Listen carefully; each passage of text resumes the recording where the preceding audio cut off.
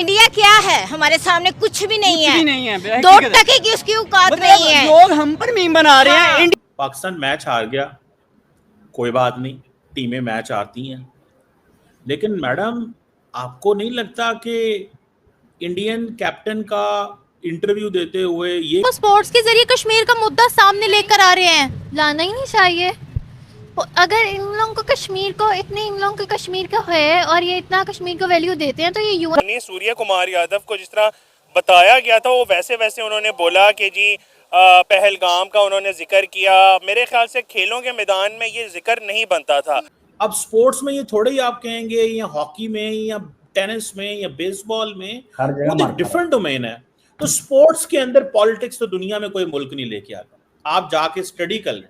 दोस्तों, पाकिस्तानियों का एक कहना है कि हम जो भारतीय टीम 14 को हैंडशेक नहीं किया, हाथ नहीं मिलाया, हम जो कि 21 को भारत को हरा कर हाथ नहीं मिलाएंगे, न नजरें मिलाएंगे, न बात करेंगे। मतलब इस प्रकार से कुछ पाकिस्तान के लोगों का कहना है। देखते हैं दोस्तों पाकिस्तानी पब्लिक अपनी राय इस पर क्या देती है 21 तारीख वाले मैच को। इंडिया क्या है हमारे सामने? कुछ भी नहीं है, दो टके की उसकी औकात नहीं है। लोग हम पर मीम बना रहे हैं, इंडिया पे मीम बना रहे हैं कि भाई आपके पास जो मतलब 25 करोड़ आवाम में क्रिकेटर नहीं है, हमने आपको डक पे आउट कर दिया। वो साइम अयूब जिससे हमें उम्मीद है वो बता दी, क्योंकि उन लोगों को पता है कि हमने इनको लड़कियां पेश की हुई हैं, इनको सारी रात नचवाया हुआ, तो ये अब क्या खेलेंगे? काने हुए पड़े हैं। तो मेरे ख्याल है मैं कि देखिए कोरोना था, पाकिस्तान ने कैसे डट के मुकाबला किया। जंग थी, अवाम जो है ना वो फौजियों के साथ खुद बैठकर बम चलाती रही है।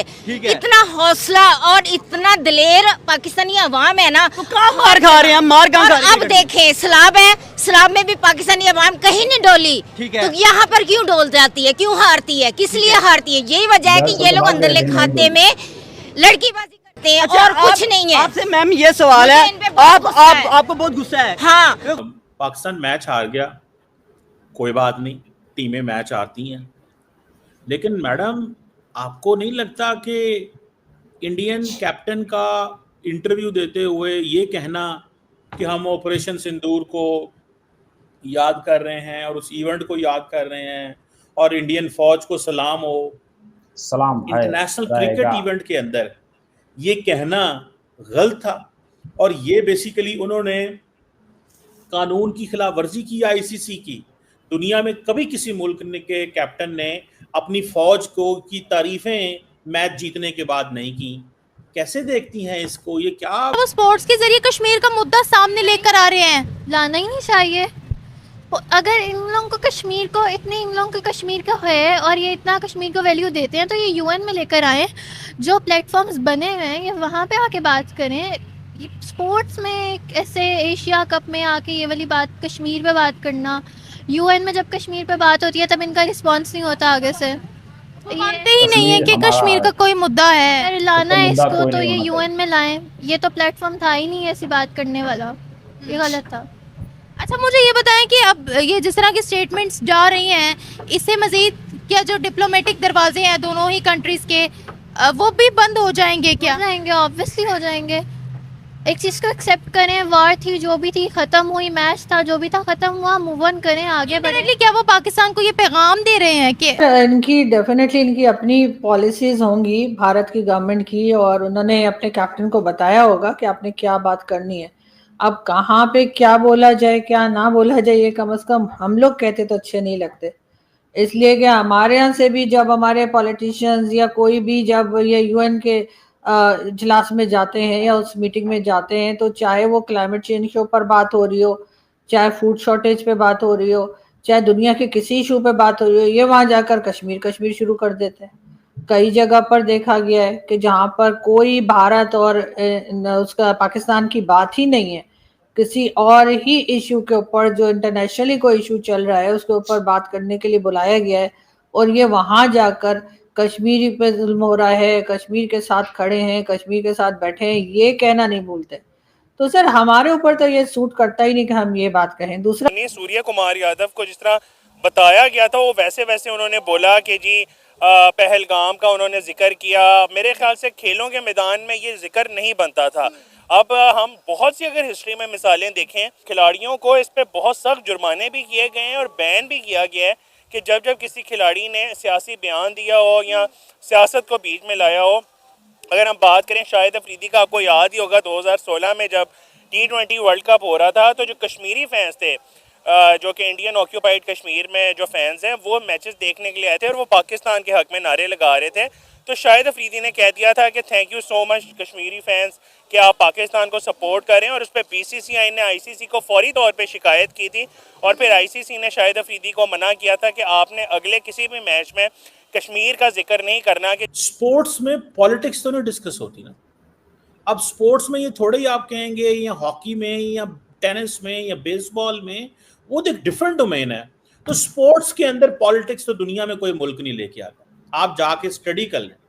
हम इसको इंटरनेशनल रिलेशंस की लैंग्वेज में we call sports, education, media, इस तरह की चीज़ों को हम लो पॉलिटिक्स कहते हैं कि नॉर्मली ये इसमें आप एक दूसरे के साथ चलते रहते हो। और foreign policy, national security is a high politics.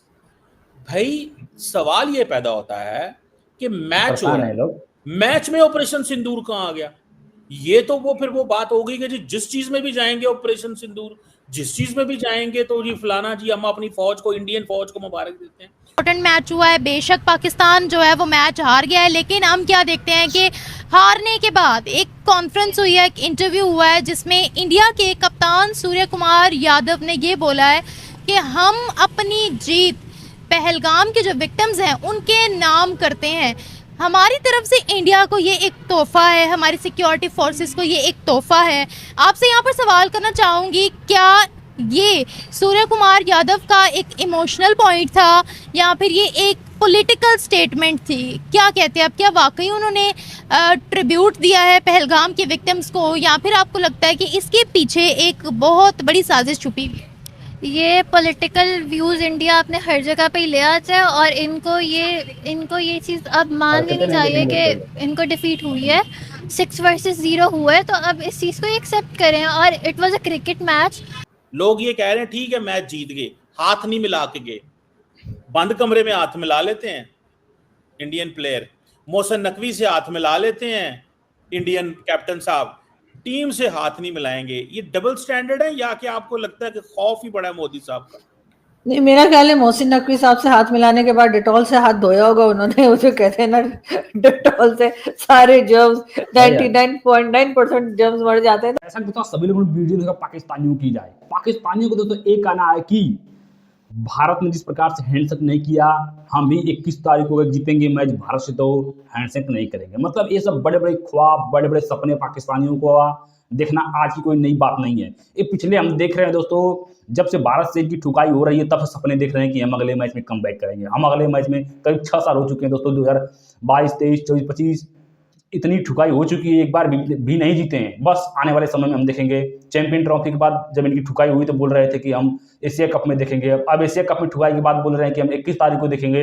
21 तारीख को ठुकेंगे तो बोलेंगे हम जो कि एशिया कप जो कि वर्ल्ड कप जो कि T20 होगा उसमें देखेंगे। मतलब ये देखते ही रह जाएंगे और कुछ उखाड़ नहीं पाएंगे, क्योंकि सभी लोग को दोस्तों मालूम है जिस प्रकार से भारतीय टीम ने इनकी ठुकाई की। 5 ओवर पहले ही मैच को अपने नाम कर लिया, जो कि सिमट दिया 127 रनों पर ही 14 को। पाकिस्तानियों का गुस्सा और बढ़ गया कि हम 21 को भारत को हराएंगे चाहे कुछ भी हो जाए। पाकिस्तान का बड़े बड़े लोगों का ये भी कहना है कि अगर 21 को पाकिस्तान फिर से हारता है तो पाकिस्तानी प्लेयरों का पाकिस्तान जाना मुश्किल हो सकता है। आप सबकी दोस्तों क्या राय है कमेंट जरूर बताएगा।